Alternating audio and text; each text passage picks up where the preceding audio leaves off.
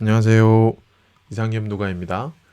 새로운 공동체성 형성하기 마지막 영상입니다. 우리는 지난 시간 성전과 성문 앞의 삶, 교회와 교회 너머의 삶의 균형에 대해 이야기 나누었습니다. 교회 중심으로 사는 것이 아니라 하나님 중심으로 교회, 예배당과 공적광장, 의료사회에서 그리스도인으로 살아야 함을 배웠습니다. 팬데믹은 교회 중심이었던 우리의 삶을 흩으신 하나님의 섭리일 수도 있음을 여러분들에게 말씀드렸습니다. 예루살렘 교회에서 흩어진 사람들이 안디옥 교회, 고린도 교회, 에베소 교회 등 멀리 로마 교회까지 새로운 공동체를 이루었습니다. 이처럼 흩어진 사람들, 디아스포라 기독교인들과 바울은 로마 제국 여러 도시들을 다니면서 새로운 공동체를 세웠습니다. 새로운 시대, 새로운 문화에서 바울과 바울의 동역자들은 어떻게 구원의 이야기를 나누고 참된 예배 공동체를 형성했을까요? 이중 문화, 새로운 문화를 뛰어넘어 새로운 공동체를 형성하는 것은 쉬운 일이 아닙니다. 유대인들로 이루어진 초기 기독교 공동체는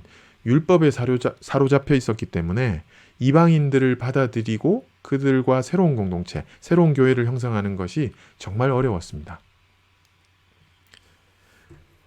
그것이 가능했던 계기가 바로 예루살렘 공의회, 사도행전 15장에 나오는 예루살렘 공의회였습니다. 초대교회가 목숨처럼 생각하던 그들의 율법마저도 이방인에게 적용하지 않기로 결정한 예루살렘 공의회의 결정이 계기가 되었습니다. 성령과 우리는 이 요긴한 것들 외에는 아무 짐도 너희에게 지우지 아니하는 것이 옳은 줄 알았노니.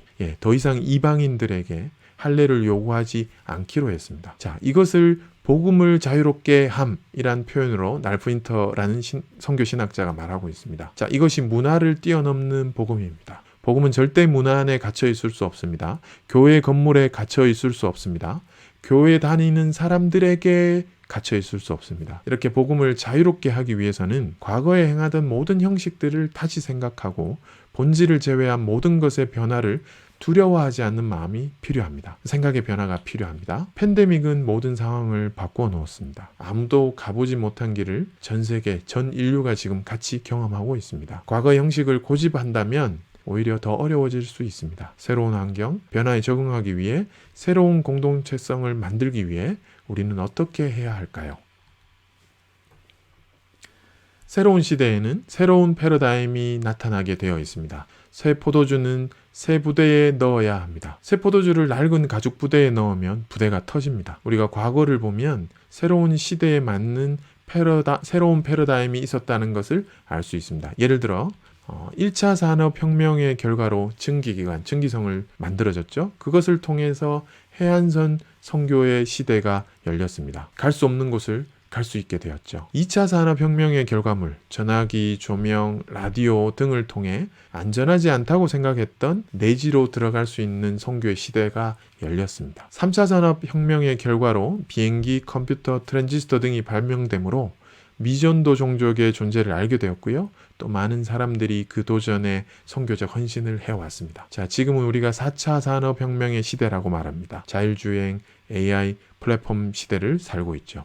자, 여기 있지만 저기 있을 수 있는 초연결의 시대, 영역과 시간과 언어의 제한을 넘어선 시대를 우리는 살고 있습니다. 자, 이런 사회적 문화 상황에서 교회 공동체는 어떻게 변해가면서 대응해야 할까요? 지금은 가상세계, 메타버스라는 새로운 신대륙이 발견되고 시간과 공간과 언어와 문화를 뛰어넘는 초연결의 SNS 시대를, 그런 플랫폼의 시대를 우리는 발견했고요. 또 그것을 살아내고 있습니다. 지금 전 세계에요. 40억 명이 SNS에 접속되어 있습니다. 그들이 매일 평균 2시간 29분 동안 접속되어 있다는 통계가 나와 있습니다. 이런 상황의 변화에서 MZ세대들은 저와 같은 세대와는 다르게 빠르게 변화하고 적응하고 있는 것 같습니다. 여러분들도 마찬가지죠. 스마트폰으로 SNS를 통해서 이렇게 엄지로 세상과 소통하면서 이 동시에 TV를 보는 멀티가 가능한 청소년들, 저희 딸들 얘기인데요. 또 유튜브를 통해서 모든 것을 배우고 또 2배속으로 짧은 여러 개의 동영상을 통해 능동적으로 지식을 습득하는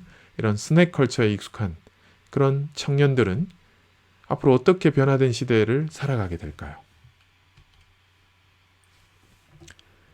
CMF 안의 새로운 공동체성 형성을 위해 개인적인 경험을 좀 이야기하려 합니다. 저는 팬데믹 전에 오프라인으로 모였던 여러 모임을 과감하게 코로나 이후에 온라인으로 전환했습니다. 그래서 온라인 장비들을 사고요. 투자를 하면서 새로운 시도들을 했습니다. 공동체는 누군가의 헌신이 필요합니다. 자, 온라인으로 훈련 프로그램을 만들고 소그룹 모임을 지속했습니다. 지금 영상에 나오는 것을 보면 제가 2020년에 그 온라인으로 모임했던 것을 전부 다 사진으로 남겨놓았거든요. 2020년에 170번의 온라인 모임을 했고요.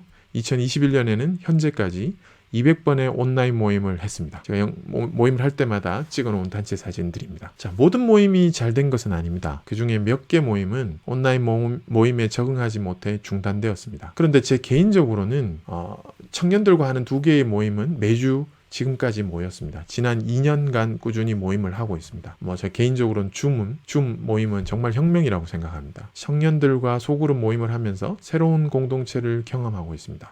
왜 어떤 그룹은 잘 되고 또 어떤 그룹은 어려웠을까요?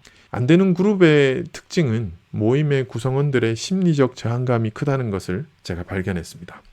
온라인 할 줄 모른다, 불편하다, 화면이 작다, 음량이 좋지 않다, 오프라인보다 못하다, 돌아가고 싶다, 나중에 코로나 끝나면 하겠다, 이런 등등의 아주 심리적 저항이 크더라고요. 안타깝게도 기운 빼는 사람들이 꼭 있었습니다. 그러나 이런 것들은 여러 번 다양한 시도를 하다 보면 익숙해지는 전혀 문제가 되는 것이 아니었습니다.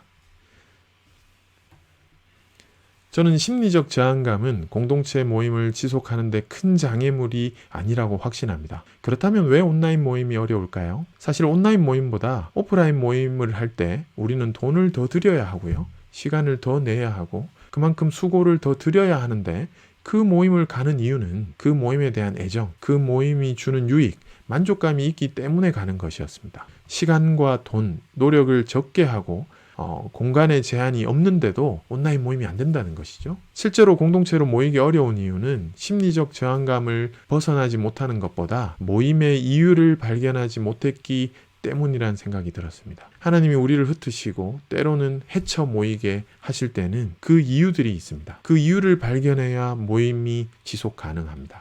흩어진 사람들이 새로운 공동체를 형성하고 그 속에서 생명이 살아나는 경험을 나를 살리는 공동체를 경험하게 되면 그 모임은 자발적으로 모이게 됩니다. 공동체 속에서 하나님의 형상을 발견하고 하나님이 하시는 일을 볼 때 그리고 그것에 내가 그저 수동적으로 참여하는 것이 아닌 능동적으로 주도적으로 참여하다 보면 공동체 저는 그야말로 재밌다라고 말하고 싶습니다. 지난 2년 동안 수많은 모임을 통해서 새로운 공동체성을 형성하기 위해 제 나름의 결론을 한번 말씀드려보면요. 첫 번째, 소그룹이 중요하다라는 생각을 하게 되었습니다. 예수님도 소그룹 하셨죠? 그리고 2-3사람이 모인 곳에 함께 하시겠다고 하셨습니다. 대그룹보다 소그룹이 유익한 것은 일방적이지 않고 상호 소통에 유익하다는 것입니다. 자, 2번째는 관심사에 맞는 그룹이어야 합니다. 이 시대가 다원화되고요. 개인적인 것을 아주 중요하게 생각하는 시대입니다. 각자의 개성이 존중되는 문화 속에서 자기의 관심에 맞는 주제들로 모일 때 더욱더 모임에 대한 애정이 생기고요. 또 직접 참여하는 능동적인 태도를 보일 수 있습니다. 자, 3번째는요. 온오프 모임, 병행 모임을 만들라는 것입니다. 온라인 모임에는 한계가 없진 않습니다. 기술적인 부분들이 좋아지면서 점점 더 좋아지고 있지만 그래도 오프라인이 주는 정감이 있습니다. 그래서 저는 한 달에 3번은 온라인으로 모였고요. 1번은 꼭 오프라인으로 모임을 했었는데요.